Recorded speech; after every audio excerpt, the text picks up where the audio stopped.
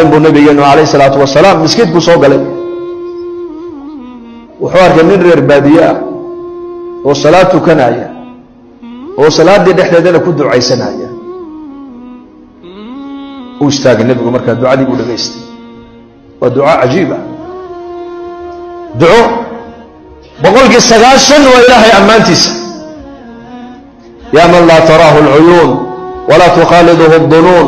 walaa yasifuhu alwaasifuun walaa tugayiruhu alxawaadith walaa yakhsha addawaa'ir yaa man yaclamu mathaaqiila aljibaal ilaa aakhirkayga markaabuu nabigu yidhi ama muusa alashcari buu u yeedhay wuxuu ku yidhi ninkaa ducada markuu dhammeeyo ii keen buu ka yidhi markaabaa loo yeedhay ninkii nebigaa ku doonaya namari marxaba markaabuu nebigu sal alla alay slam haniimo markaa la soo qaaday oo xoolo markaa uu qaybinayey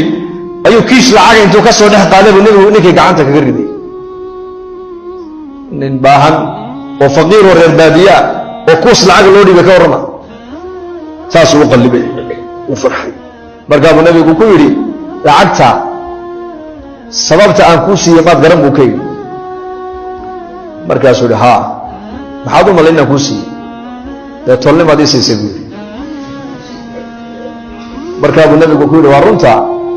raximkuna xaq way leeyihiin in wax laysku siiyee laakiin lacagtan ujeeddadaan kuu siiyey waxa weeyaan bixusni hanaa'ika cala allah sidaad had deertoon ilaahay aad u ammaanaysay ayaa ku farxay buu rasuulku yidhi taa darteed baana kuu siiyey buu yidhi sidaad ilaahay u baryaysay sidaad ilaahay u ammaanaysay waayo maqsuudka nebiyada adduunyada loo keenay baa ahaa inay bini aadanka ilaahay ku xidhaan markuu arkay nebigu shaqadiisii oo socota uu ku farxay nebigu calayhi salaatu wasalaam dana uu siiyey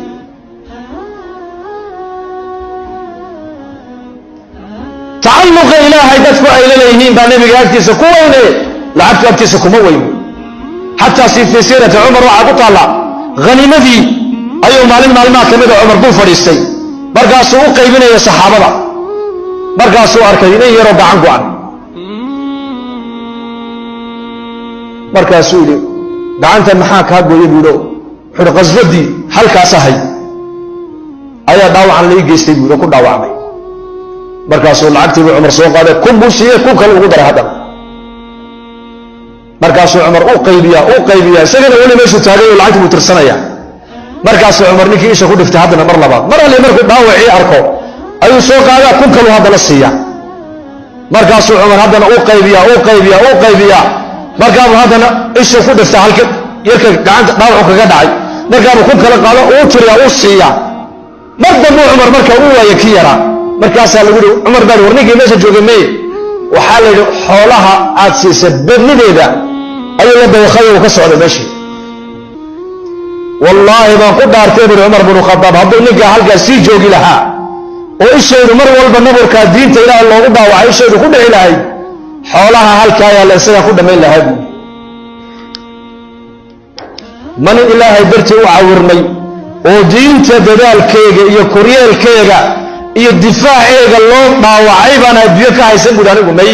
wallahi waan ku bixin lahaa buuri wax meesha yaallo dhan